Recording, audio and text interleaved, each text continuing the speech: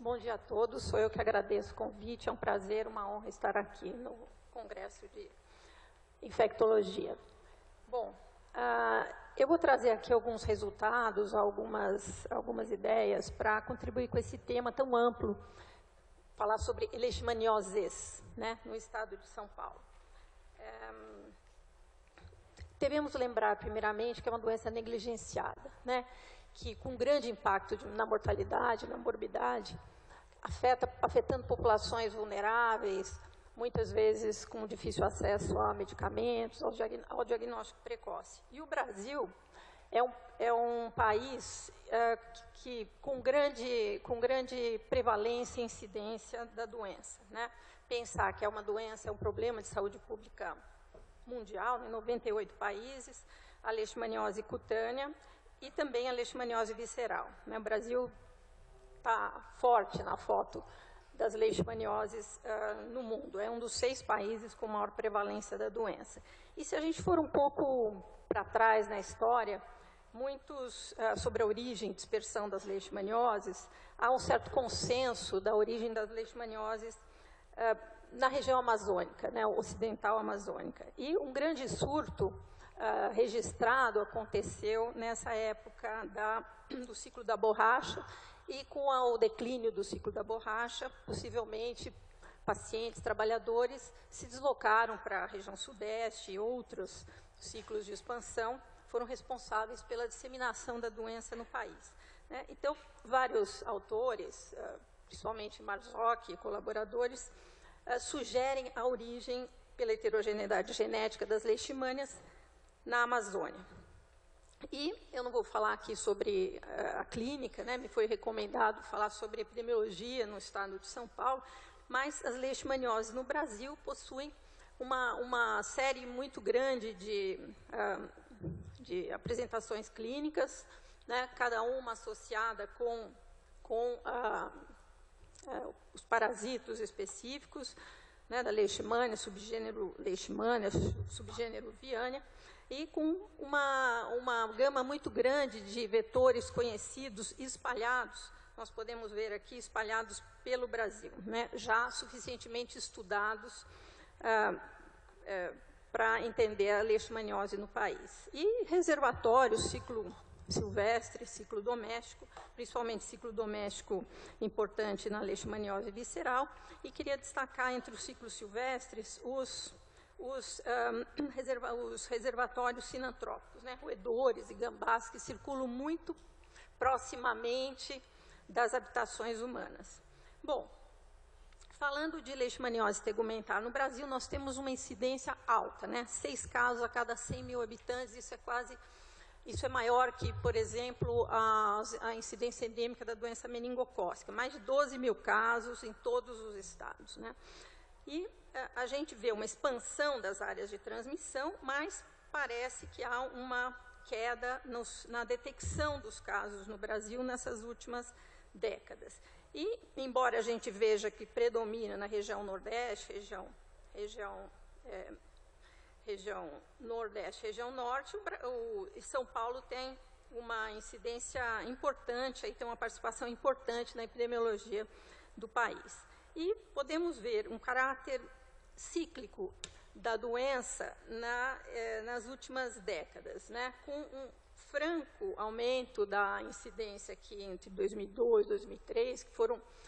nessa época foi descrito várias epidemias, vários surtos em várias localidades paulistas. E aqui parece que em 2015 também um pequeno pico, mas também há a diminuição da incidência nos últimos anos. Bom, a expansão da leishmaniose tegumentar está associada na sua história, né, com o desmatamento, ações antrópicas e desmatamentos desde o início do século XX. Né? Samuel Pessoa, Pestana, já indicavam, já estudavam em inquéritos realizados no interior de São Paulo, uma ampla disseminação da doença com surtos importantes, né, principalmente no final da década de 40. E, para se imaginar, na década de 50, praticamente 18% da cobertura vegetal ainda restava no nosso estado. Bom, mas isso também, esse padrão de distribuição, de padrão de ocorrência da doença também ocorre hoje, né, principalmente associado com os desmatamentos, com a entrada na mata, né, afetando homens, principalmente, idade produtiva, com um vínculo ocupacional, e não podemos esquecer dessa associação com a entrada na mata também, com atividades de lazer. A partir da década de 70, que estudos puderam indicar a ocorrência de surtos importantes, num padrão um pouco diferente, padrão endêmico, microsurtos e casos esporádicos, começando na região do Vale do Ribeira, região sul do estado. E logo a seguir, pudemos ver uma expansão da leishmaniose tegumentar para outras regiões do estado de São Paulo, com predomínio da nissomia intermédia e Leishmania aviana brasiliensis. Bom, esse foi um passo importante para a ocorrência de um outro padrão de distribuição da doença, um padrão de transmissão, que seria o silvestre modificado, quando a doença começou a aparecer no ambiente peridomiciliar, com casos agregados familiares, todas as faixas etárias, e não com padrão ocupacional, né? Alguns investigadores, eu falo aqui muito de investigadores da doença no estado de São Paulo, puderam mostrar a importância de alguns vetores, a adaptação de alguns vetores no ambiente peridomiciliar, e inclusive mudanças na composição da fauna flebotomínea a partir dessa pressão antrópica, né? Uma dos mais importantes surtos, talvez, no estado de São Paulo, foram surtos que ocorreram no litoral norte, né? 4 municípios com número expressivo de casos associados com ocupação das encostas, chegada de migrantes, vivendo em condições precárias nas bordas das rodovias, mostrando, então, a importância da doença, da disseminação da doença. E alguns pesquisadores chamaram a atenção para a adaptação principalmente da leucemia intermédia a esses novos ambientes, até a chegada da urbanização da doença, né, nas periferias urbanas, que receberam a doença num ambiente favorável, né, de circulação. E lembrando que a gente tem estudos sobre reservatórios, cada vez mais apontando novos reservatórios, principalmente roedores, sinantrópicos, não só nas epidemias aqui do estado de São Paulo, como da zona da mata de Pernambuco, onde existe a circulação da doença, uma região importante. A gente teve alguns estudos que mostram a ocorrência da leishmaniose tegumentar na zona urbana, que é o município de Campinas, mostrando essa mancha, é a mancha urbana, e os casos em 2 surtos, em 92 e 2003, praticamente dentro da área urbana, numa área interface com a zona rural, aqui Valinhos também, esses hotspots, mostrando a ocorrência, a urbanização da leishmaniose tegumentar americana. Enfim, o que a gente pode dizer rapidamente nesses poucos minutos é essa tendência da grande dispersão da leishmaniose tegumentar americana e no estado de São Paulo, ocorrendo em muitas regiões, né, com números expressivos aqui de casos, embora com uma diminuição nos últimos anos. Bom, falando de leishmaniose visceral, também apresentação clínica mais grave, né, 90% dos casos da América Latina ocorrem no Brasil, quer dizer, um grande impacto dessa doença, o Brasil sendo um importante representante dessa doença na América Latina. E pensando em como estamos diante do perfil epidemiológico da doença da leishmaniose visceral no país, nós não estamos muito bem na foto aqui. Nós temos aqui um número expressivo de casos, embora a maior parte dos casos ainda esteja ocorrendo, principalmente região norte, região nordeste, né? Aqui São Paulo com uma média alta de casos em relação a outros estados do Brasil. O nosso percentual, talvez, em co-infecção no Brasil, está 8,5%, em estatísticas um pouco mais recentes, chega a 10% de co-infecção, e a letalidade em São Paulo é maior que a média nacional. E aí a gente se pergunta por quê? Maior registro, maior diagnóstico da co-infecção, já que a maior parte do percentual de co-infecção tem sido indicado, tem sido registrado na região centro-oeste. E, sem dúvida, o prognóstico da doença, da co-infecção, é muito pior nos pacientes com HIV. Taxa de detecção da leishmaniose visceral no estado de São Paulo, também parece que nós temos uma redução aqui da incidência, uma redução da detecção dos casos. Bom, se recuperarmos essa história no estado de São Paulo, em 1997 tivemos a identificação da lutsomia longipalpis na região de Araçatuba, com o primeiro caso em 99. A partir daí, se expandindo para regiões, para municípios vizinhos, né? Esse é um gráfico disponibilizado pelo Centro de Vigilância Epidemiológica, muito usado na Secretaria Estadual de Saúde, SUSEM, que mostra a autoctonia da leishmaniose no oeste paulista, né? Importante aqui nos municípios.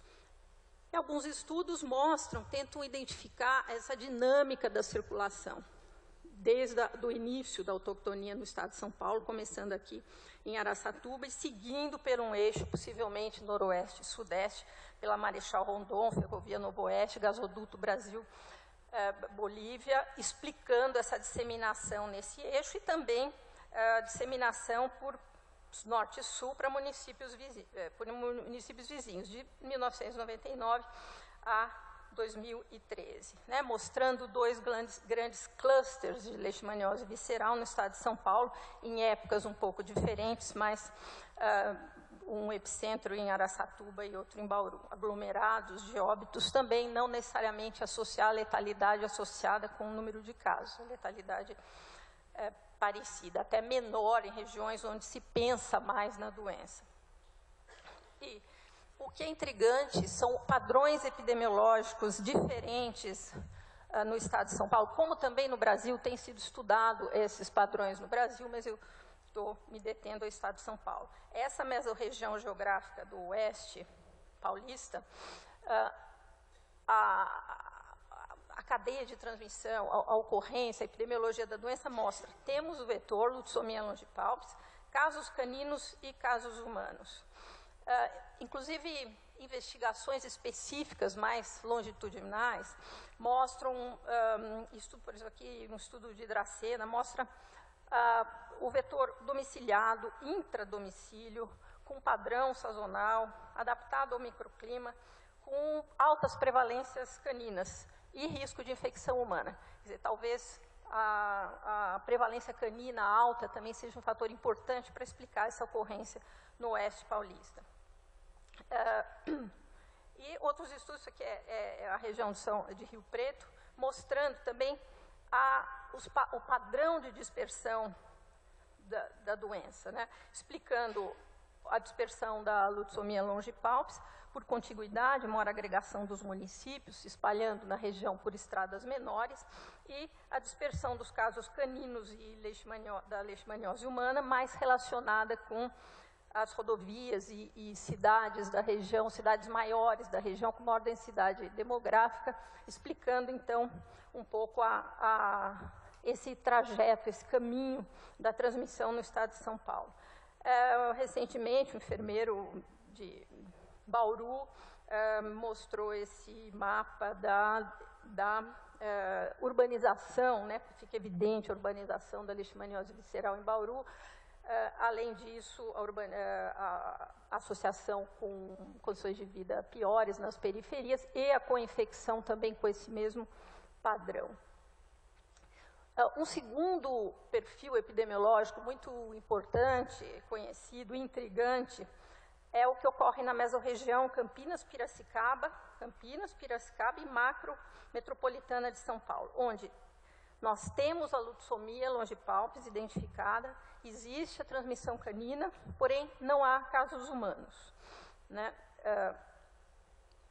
Nessa mesma mesorregião, vale destacar, por exemplo, o município de Espírito Santo do Pinhal, em que desde 94 a ocorrência, a identificação do vetor, casos caninos desde 2005, né, contradizendo um pouco uma ideia de que os casos caninos precedem os casos humanos, sem casos humanos desde então, né. Em Campinas, a investigação de um surto canino desde 2009, numa área de proteção ambiental, com uma prevalência canina baixa, conseguimos identificar aqui nessa região muito próxima das habitações humanas, tanto sorologias positivas, com o DAT, né, aglutinação direta, em silvestres, identificamos um ciclo silvestre, e por amplificação de DNA e várias outras técnicas, inclusive sequenciamento, a ocorrência, mostras de infecção em gambás e saguis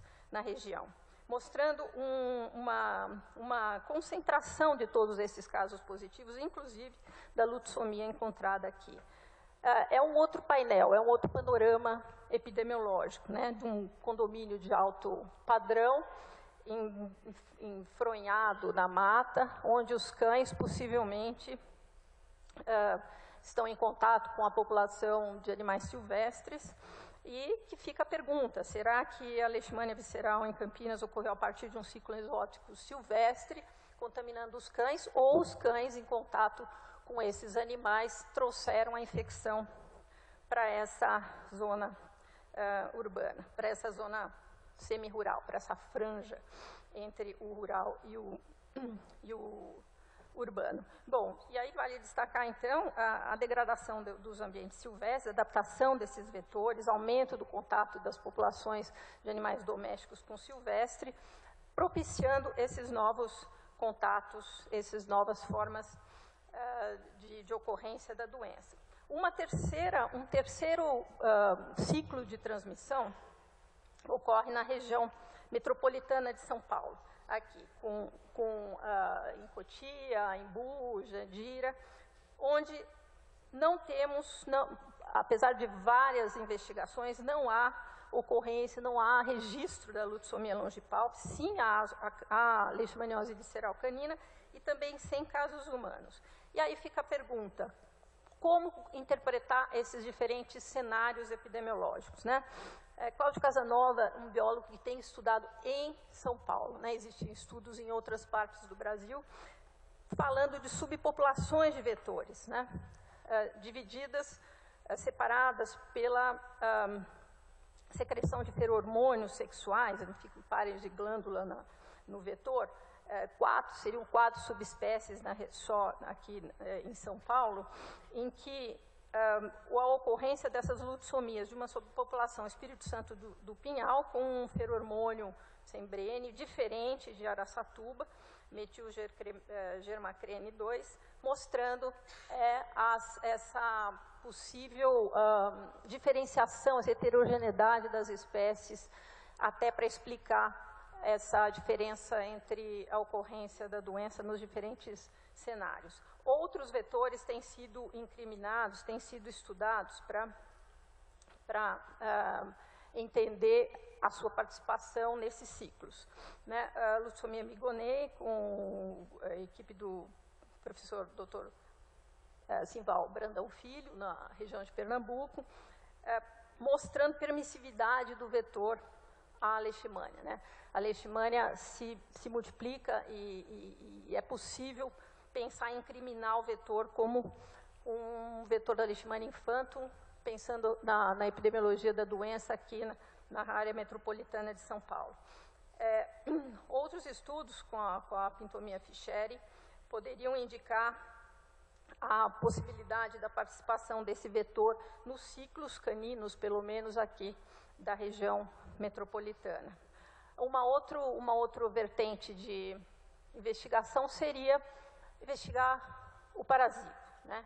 A equipe da doutora Elisa Cupolillo tem trabalhado há muitos anos tentando identificar a heterogeneidade das populações de leishmania nas Américas, mostrando com bases genéticas diferentes fenótipos, um polimorfismo em clones extensamente distribuídos pelo país e clones mais focalizados, né? Talvez associando com a ecologia dinâmica da transmissão, virulência, patogenicidade e resistência a drogas. E outros estudos, o FMG também tem se preocupado com a variabilidade genética das leishmanias brasilienses para explicar esses diferentes cenários no Brasil.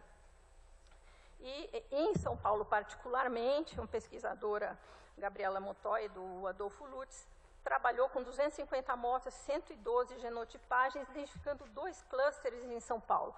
Um possivelmente de origem canina, vindo do Mato Grosso do Sul, e outro possivelmente de outra região. E estudos na Bahia, principalmente, nessa pequena cidade, Corte de Pedra, mostrando características clínicas muito diferentes de populações diferentes de leishmania brasiliensis atípica, comparando com a leishmania brasiliensis atípicas. Bom, para finalizar, a gente tem uma série de desafios para enfrentar essas doenças aqui no Brasil. Uma delas que eu queria reforçar é a necessidade de estratégias flexíveis de controle diante desses diferentes padrões de transmissão, além dos diagnósticos, retaguarda laboratorial, reforço da vigilância, que está sendo orientado pelo Plano de Ação para a América Latina, tentando diminuir 50% de letalidade, 50% de incidência. E a agenda de investigação da leishmania é muito rica, muito importante. A distribuição geográfica, os padrões, os reservatórios, os novos associação da competência e capacidade vetorial, enfim, uma série de questões aí que ficam para a comunidade científica tentar entender essa doença negligenciada, que não é possível entender sem uma percepção da importância da saúde humana associada com a saúde animal e com a saúde ambiental. Obrigada.